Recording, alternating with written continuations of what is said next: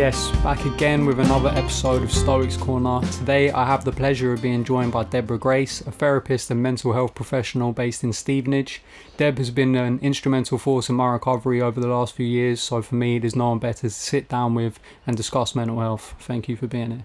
My pleasure, thank you for asking me. You're very welcome. I mean, mental health is it's a massive umbrella, and there's so many points that I'd love to go over with you perhaps in future episodes, but I wanted to pick up on how prevalent it really is in today's society, and I think the best way to do that is to start with something that's the most pervasive, and that's suicide. Yeah, very, very big subject to start off with, but a necessary one, I think, to be given the space to talk about, especially because of lockdown and the effects of that on everybody, especially young people. Young people should be free and out and about. So isolation and disruption of normal support systems and mental health care and employment and freedoms and liberties has a massive impact on mental health. Yeah. It's I think the most difficult thing for people to do in the first instance is actually feel like they can talk about it, or I think it can, we keep hearing how you should not be afraid to speak out, but I think sometimes that can be kind of damaging if you speak to the wrong people. Like, your friends aren't trained in how to deal with someone who's suicidal, you know. Especially like in my own experience, trying to find the right way to actually have that conversation. It's like it's kind of destructive, so I think it's important to let people know where the resources are. Maybe really important for people to know that they can get help from, you know, they can go to the doctors, there's helplines, there are counsellors, there are, you know, counsellors in private practice, there's Samaritans, there are young people helplines, young people support groups. You know, there's numerous places that they can find help. But I think one of the things that people experience when they are feeling suicidal or have suicidal ideation is the shame and the guilt of that. And the shame and the guilt can stop you from being honest and open about it. You know, the best thing is to start to have that dialogue, but I think the heaviness of feeling like that in the first place can inhibit that. Yeah, I know in my own experience it was, I would have sooner killed myself than I would have actually gone to even be able to accept to myself that I needed help. That was just, it was such a weird feeling, and I don't think there's not, you don't get taught about that in school, or you don't get taught any kind of emotional well-being or how to deal with these kind of thoughts when they arise. Maybe they're getting better these days, I don't know. But I think there is an improvement since I first came into this profession over 15 years ago. I think there's a massive improvement, but we're still not there yet. You know, there's still a stigma around asking for help or needing therapy or feeling suicidal.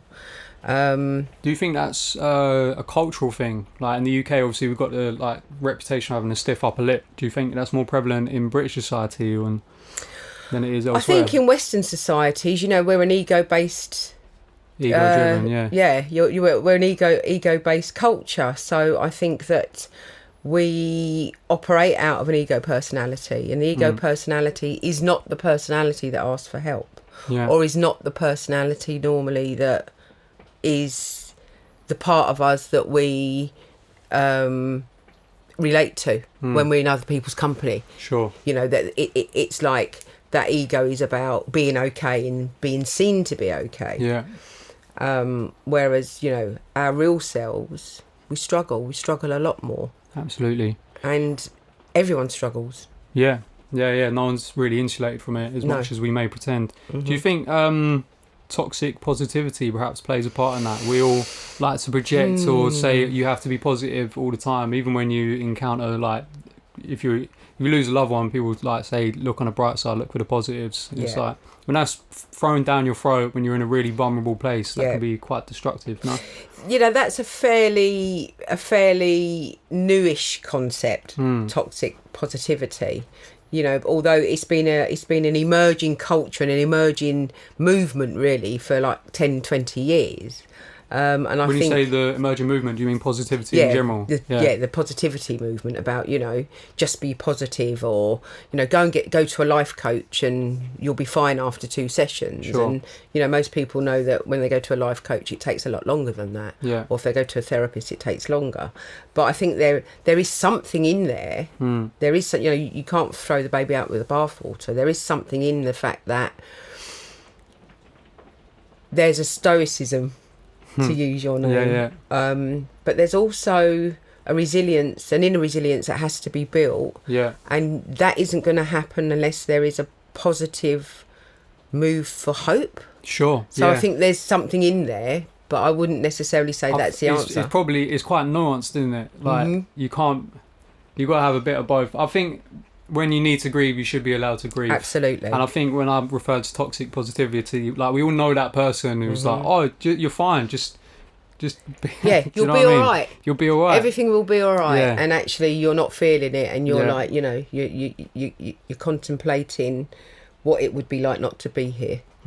And I think that's where the kind of guilt and shame come into it, because when we feel like that, I know a very good peer of mine and supervisor, when I initially was working with him, and he said, I always ask people, is it that you're in pain and you want the pain to go away, or is it that you don't want to be here?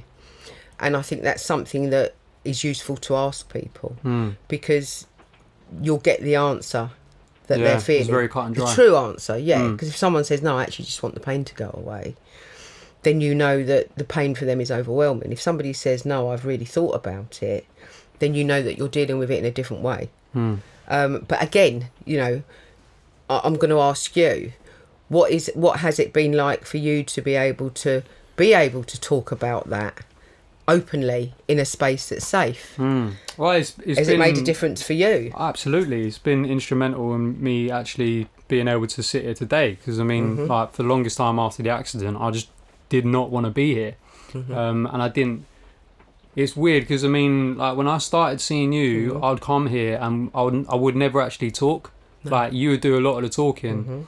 But what therapy gave me was the articulation of the thoughts I was feeling, that I could then express it, package the pain the way I needed to, and then put it where I needed to. Do you know what I mean? So it's like, I no longer had to carry the mountain with me, I just had to climb it. I definitely, that's definitely right. And I think that is part of, a skill for therapy, that at times, if clients or people are silenced by their emotions, actually giving them a narrative can be the thing that saves their life. Yeah. That's powerful. And it is weird, because if I hadn't have had the accident, the idea of me going to therapy, well, even after I had it, the idea of going to therapy, just like, I thought it made me weak. Do you know what I mean? Yeah. And I know that if I hadn't have had the accident and went through everything that I did go through, I probably would have been the one that would have looked at someone else doing that and thought maybe they were weak as well, you know? So, I don't know. It's like, how do you reach out to people who are still in that mindset and try and talk them round? I don't. It's a difficult one. Like, for me, trying to like relay that to my peers without, I don't know, because it's hard for me to even talk about it with them and not feel like a wet wipe. Do you know what I mean? They're so ingrained. But, and it's weird because people always bring it back to gender, but my mum was always the one who was very like strong role model, working class. My dad has always been very open. Yeah. So I don't even know if it necessarily comes down to gender. It's just... No, I don't think it comes down to gender. I think it comes down to the person. And I also think that, you know, we do live in a working culture. You know, you work, you survive, you get by, you have a good life.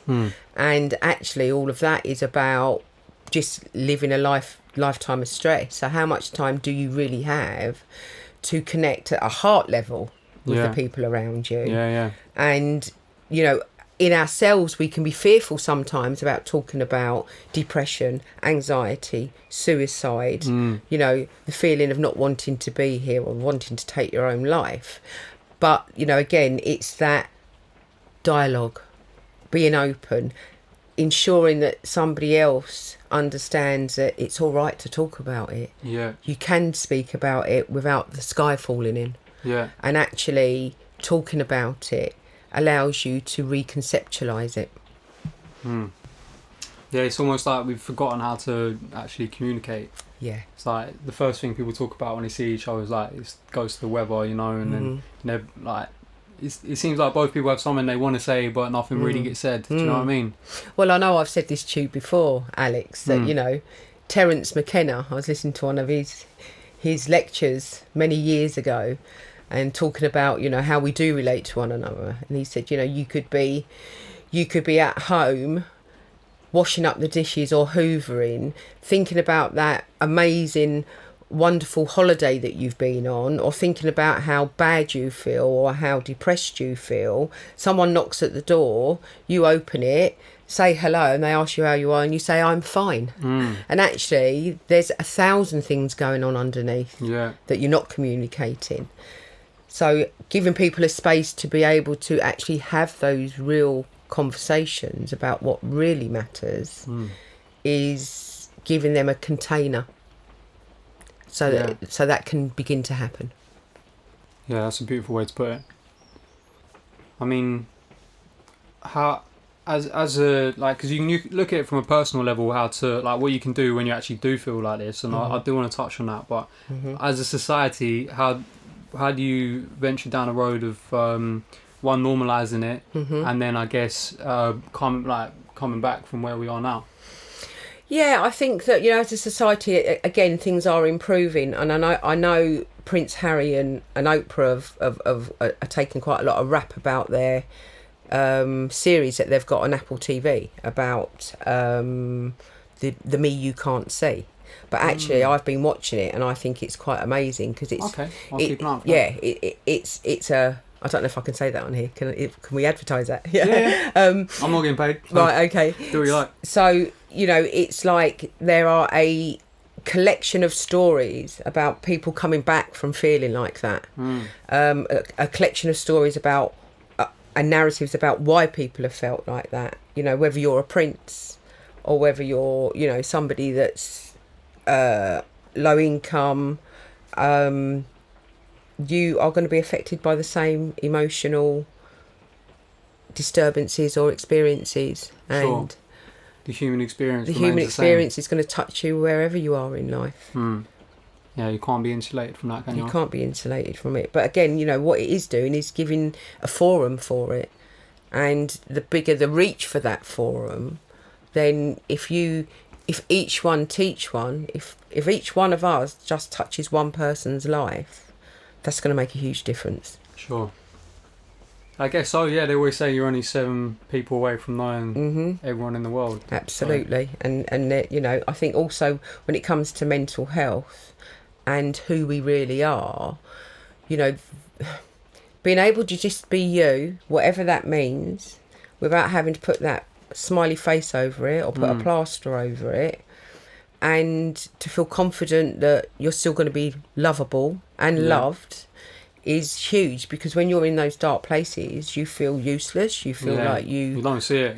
You don't feel like you're part of society. But actually, you know, just to work with somebody through that, for me, I find my job was quite an honour, really. Yeah, for sure. And it must be very fulfilling being able to like meet people in their lowest points and then watch them like climb their way out of it. I guess getting to that, on a personal level, go to therapy, like talk about what you need to talk about. But outside of that, on a personal level, what do you think is there like a strategy or things you should be doing regularly to really kind of steer yourself away from it? Like, is it avoidable? I think that, you know, it happens for an assortment of reasons. I think one of the things that is really, really helpful, even though I am qualified in talking therapies, is the behavioural part of recovery is really important. You know, looking at, I mean, I know we did it, looking at sleeping, looking at eating, looking at exercise, looking at contact with other people. You know, and each one of those, it takes time to go through, but to start at the basics. Sure. You know, wherever somebody is, develop a baseline. What can you do? Yeah. What could you do just to improve it a little bit today? And, you know, you may not feel the effects of that for days or weeks, but suddenly you'll think, oh, I'm not feeling quite as bad as I was. If you can get up, if you can go out, if you can exercise, if you can start looking at your diet, if you can start to improve your sleep, and bit by bit, incrementally, that will help, as well as the support, as well as the therapy, even being in a support group. Yeah. You know, for that particular reason why you're there. Are support groups out there then?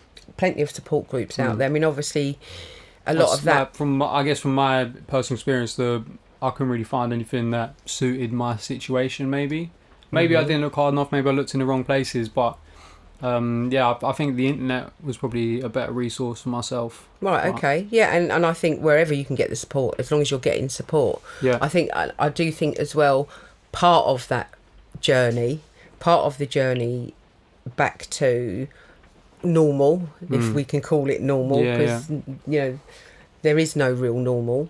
It's different for everybody. Is when there are those support groups, a lot of people don't want to pick up the phone because it's like, oh, I shouldn't really need to do this. No. And it's like overcoming that, just asking that first person, I need help. I mean, I remember when I got myself to a place where I could even start contemplating a strategy. Because I'd set myself a task of achieving 4 things for the day, which would be like, one would be getting out of bed in the first place and actually just stepping outside, even if it was just out the front door. Yep. Then it'd be meditation. Yep.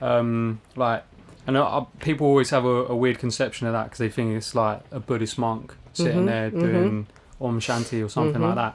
But it can be, reality, but it doesn't have to be. No. I guess in Western society it suits you just to sit there and just try and be with yourself. Just be still. Even if it's for 1 minute, 5 minutes, whatever you can manage. And then trying to read as well. Yep.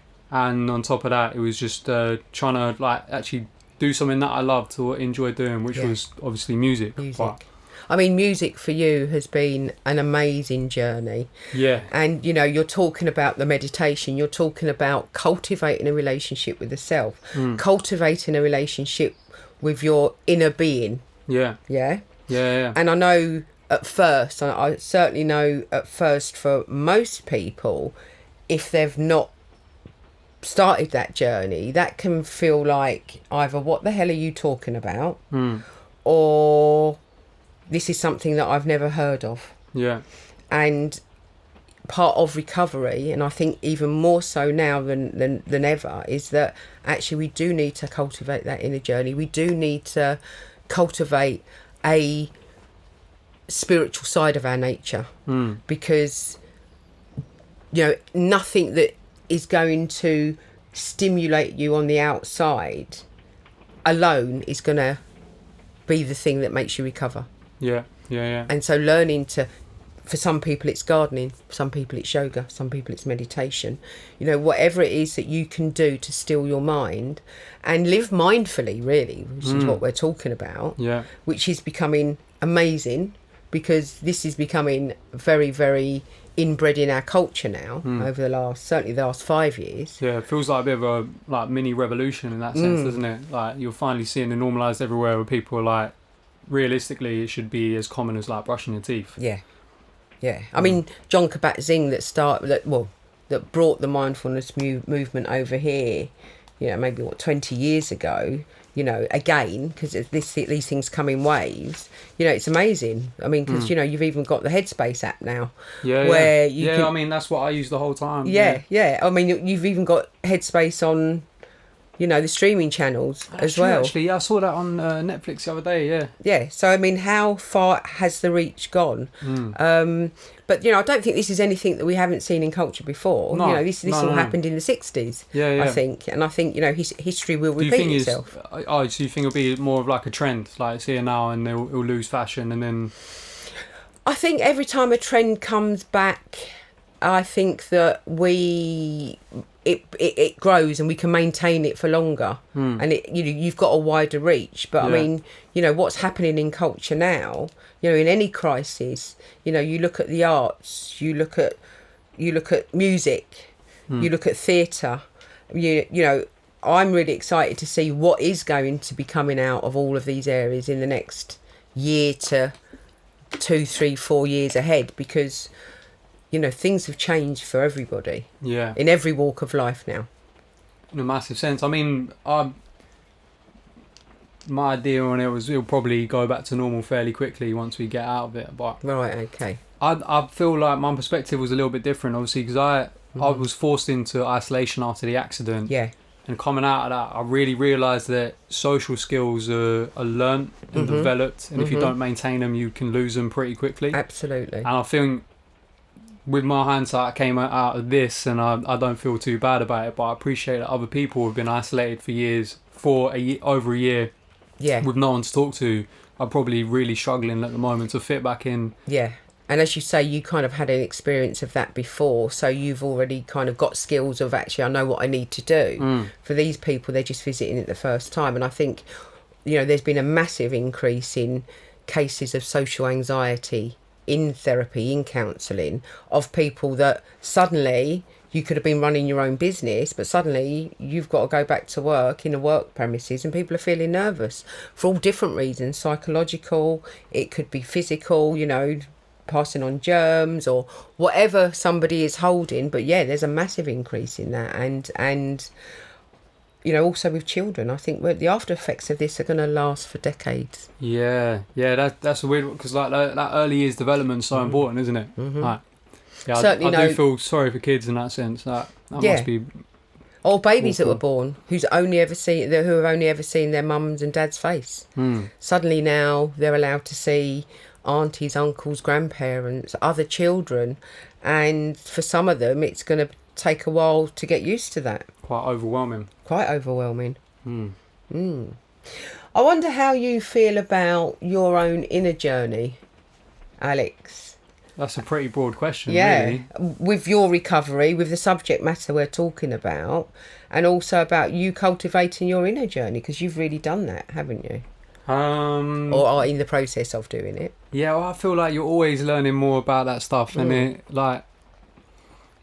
it's been a weird one, because it's obviously something I denied for the first 20 years of my life, and then obviously had near-death experience, which can completely change my outlook. So it was weird. For a long time I was conflicted between accepting what had happened and following that spiritual revolution in myself, and trying to still hang on to who I was, because obviously who I was had like all the friendship circles around it, had personality, he had dreams and aspirations and goals. So I like that spiritual revolution. I like that. It's difficult, because I think I'll always be bitter about it and resent what happened, but I mean, without it I wouldn't have pursued music, and I think music's probably the best thing that has ever happened to me or will ever happen to me. And the idea of not having that is like, I was going to go and join the army. Yeah. And like, I was set on it. That was absolutely 100% what was going to happen. So I feel like what has happened to me was always waiting for me. Do you know what I mean? Like, you look at the stuff the army boys go through, I was always going to get to this point. It just happened way earlier. And it's kind of left me ajar from a lot of the people I grew up with. But I don't know, like for me, it would be different for them.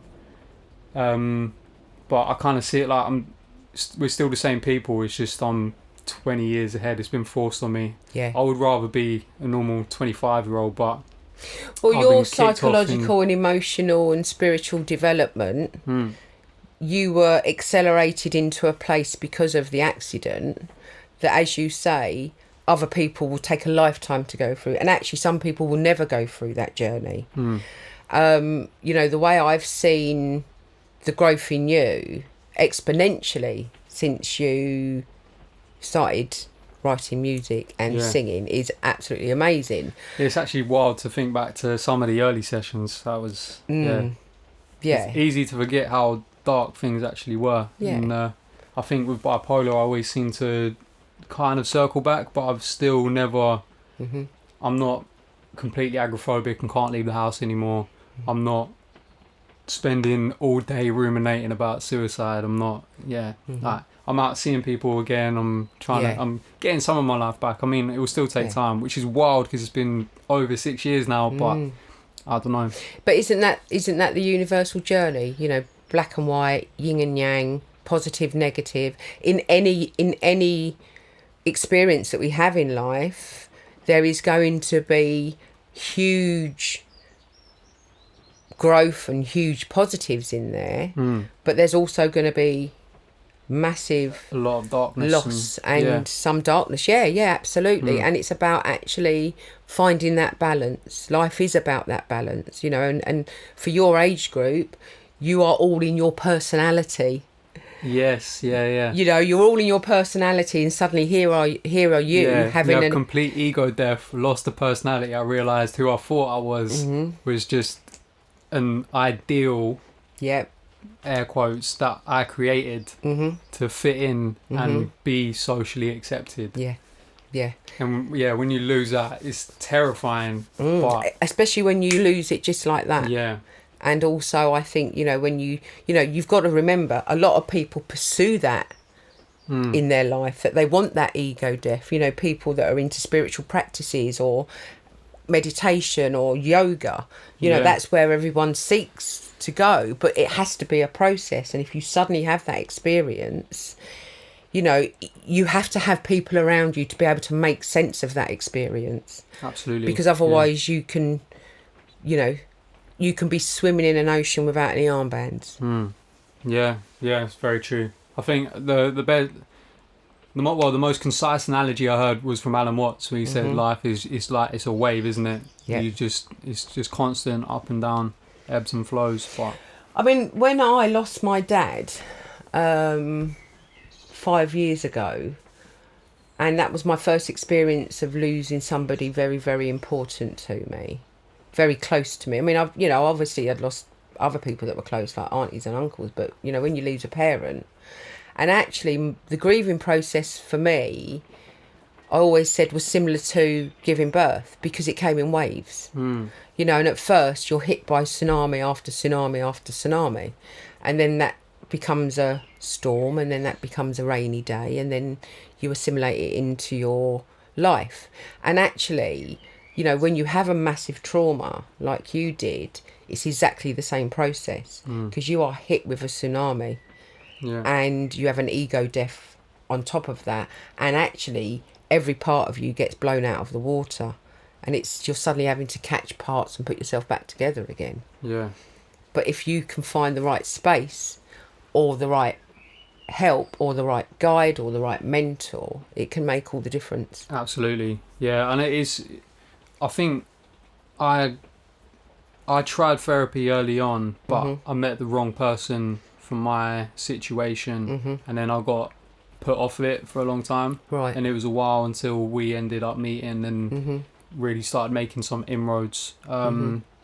So yeah, I think that's important to note. It's like you got to find the right person for your situation, and it might not happen the first time, second time, or even the third time, but it's so worth. Keep trying. You have to, But it's like medication, isn't it? You know, when people are suffering from pain or they're suffering from depression, there are so many different antidepressants out there or painkillers, but it's finding the right one for you. And you have to be fairly forthright, I think, in that search, because otherwise you can just end up on a medication that doesn't suit you. It might be different in private healthcare, but obviously for ourselves with the NHS, it's like you got to press the doctors to try and push you, to help them. You got to let them help you, but you can only do that by broaching it first. Yeah. And it's a daunting thing. Like, I mean, I've tried a wealth of medications, as you know, and ended up being that I couldn't really find anything that worked for me. But it's such a... It's a long process to go through, isn't it? Because you have to be on it for at least a couple of months until you know if it's working for you. If it's working. And then... in that, you have to go through the part of being really depressed while you're on them. Yeah. And actually you also have to be aware that sometimes it can make your symptoms worse. Absolutely, yeah. And I mean, that's not a dialogue I had with them initially. And fortunately, I had already dealt with suicidal ideation. So when it came up, I knew to question it. But I know if you'd have never experienced that before, to start taking that medication and then to experience that's it's awful place to be. It is an awful place to be, and you know, and suicide in itself, the rates of suicide, you know, have increased over the last decade. And you know, with what's gone on in lockdown, you know, the statistics for suicide, the 2020 statistics aren't in yet, and we don't quite know whether it's because the feeling around it is that it's gone through the roof. But actually, if you look at the early figures, it's, you know, it's about the same. But actually, the desperation in people, the people that have had to turn to helplines in the lockdown, the young people that have felt isolated, the collapse of mental health structures in supporting people, all of that disappeared. When we went into lockdown, it's not just people being on their own, it's also all their support systems that have got them through life collapsed as well. So, you know, early indications are that there's not much of a difference, but I don't think we're actually going to see the real figures for 2020 because suicide has to go to a coroner. Coroner reports are no longer just taking 6 months. Because of lockdown, can take over 12 months. So there's a delay in these figures coming through. They've actually brought out something called RTS. It's an RTS system in this country, which is real-time suicide. Right. So there's an earlier reporting structure. It's, you know, it's not been around for years and years. Don't really know how much more realistic these figures are going to be, but it is an attempt to try to find an earlier measure of actual suicide rates or unintentional deaths. Yeah, I mean, you need it as well. It's kind of scary to actually sit and contemplate that, because the implication is that like people are dying all around you and you don't actually know to even begin to reach out because the conversation isn't there. No, and you know, it's just like if you all feel the data, like all the data, but if you feel like, if you really feel moved that somebody around you isn't feeling great, you know, just to be courageous and reach out. People want to turn away from it a lot, but no one knows when it's going to hit them in their life, and at some point most people will suffer a bout of depression which can lead on to other things at some point in their life. Yeah, I mean, statistically speaking, it's likely to happen to everyone you know, isn't it? It is likely to happen. I mean, I think like the suicide rates are averaging around 11 suicides per 100,000 per capita. That has increased over the years. There is a higher percentage of middle-aged people, funny enough, in the last couple of years, of increases in there and increase in young people. So there is an upward trend, and I think the more we can reach out, the more space we can give it, the more normalised we can make it, that actually, you know, I have thought about not being here, or I have thought about what it would be like if I was dead and what that means. You know, and all of these questions are massive. Because everyone's idea of, you know, why they want to go there is so personal. But, you know, can we normalise this, and can we save lives through doing that? And any move is a positive move. Even like stepping away from suicide and just centering it around death, not even thinking about how you actually get to that point. Like, that seems to be such a taboo to talk about, even if someone's like terminally ill. Do you know what I mean? It's weird to, like, I don't know how much you can normalise suicide until you normalise just being able to talk about death freely. Well, you know, again, in our society, we put sick people and old people away, don't we? We put them out of sight. We put them in hospital. You know, intergenerational living is virtually non-existing in our country now, and in our communities, and yet there's proven statistics that actually intergenerational living extends lives. Yeah. Because, when the parents are out busy working, the grandparents are there to look after the children. But, because families are breaking down, more so now, in the last 20, 30 years, people have got less support around them. And so, we're not having that contact with end of life. No. If you've got a grandparent living with you, or you're close to a grandparent and you watch them get old, there's something in the psyche that you take in that we're not immortal. Yeah. Life is for a certain duration, but we tend to hide a lot of that away now. And I don't think that's good. I don't think that's useful. No, definitely don't think it's healthy.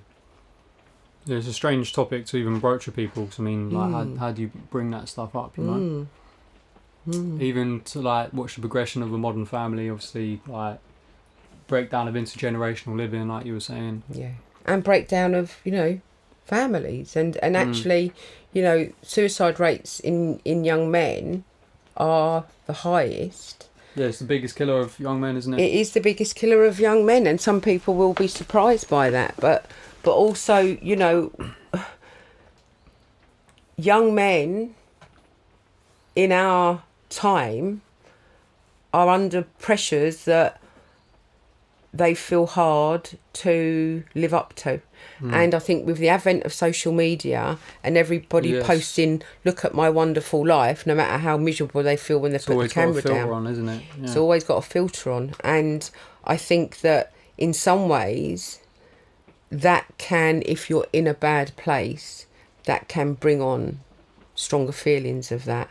That's why it's really important that when you start to feel like that, or you felt like that for a certain amount of days or a certain amount of weeks, to be brave and turn around and say to somebody, I need help, or pick up the phone, ring a helpline, ring the doctor, find a person, find a counsellor. It could even be a teacher at a yoga class or a meditation class, but just to turn around and say, I need some help. That's to make all the difference. That is, yeah. I guess that, in closing, that's it. Ask for help if you need it. Ask for help if you need it. Yeah. And as you mentioned earlier, obviously the resources about Samaritans, and I'm going to post all of that in the description. So if anyone wants to have a look or reach out for a chat, reach out to yourself. People are there. Yeah. Thank you very much. It has been a pleasure. I really enjoyed it. Hopefully we can do this again. Yeah, definitely. There's so much there we could go into. Yeah, definitely. We'll save it for and I another know day. we were both not trying to expand it too much, but it'd be great. I really enjoyed it. Thanks, Alex. Thank you. You take care. Bye.